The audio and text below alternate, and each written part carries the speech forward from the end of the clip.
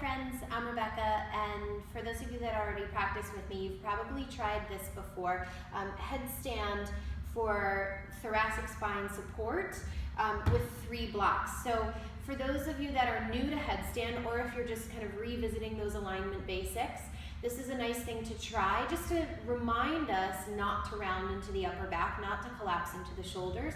If you have neck issues, you can still do this because you can really energize down through the forearms and actually elevate your head off of the ground a smidge. So you can do it kind of as a forearm balance. So you're gonna need 3 blocks and a wall. Please make sure you're nowhere near any sharp objects, picture frames, etc.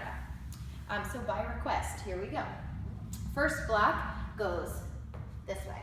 I'm gonna just make sure my mat's right up to the wall there. Okay, so first block goes on its skinny, tall side, flat against the wall.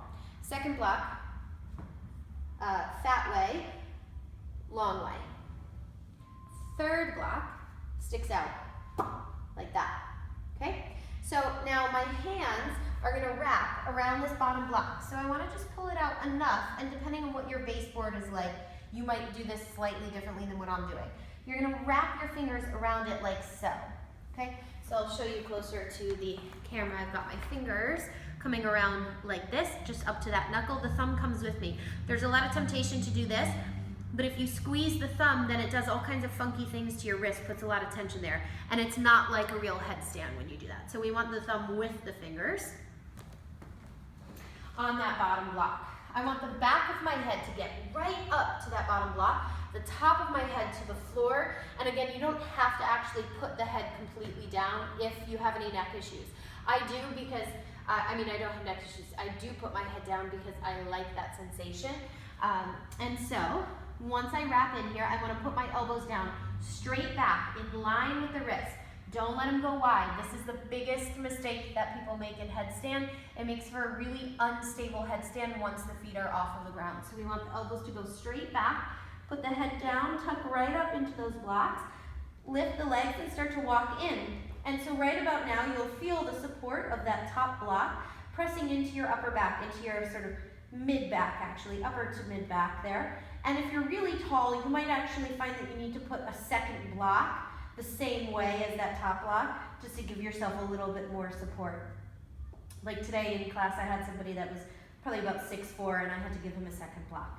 So you can just do this, and this is really nice. I can push down into my forearms and lift my head, or I can sink in, but I want to concentrate on keeping the shoulders away from the ears.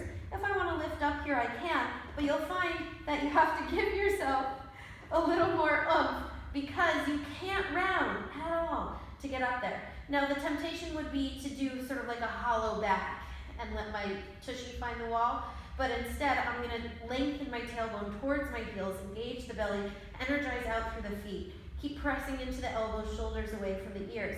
You can stay for as long as you'd like. You don't have to go up either, though. You can just do this to help find the alignment.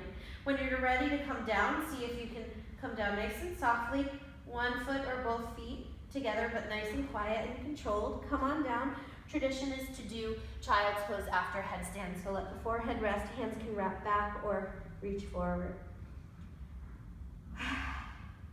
All right, so that's the 3 block headstand that I do in class by request. Thanks, guys.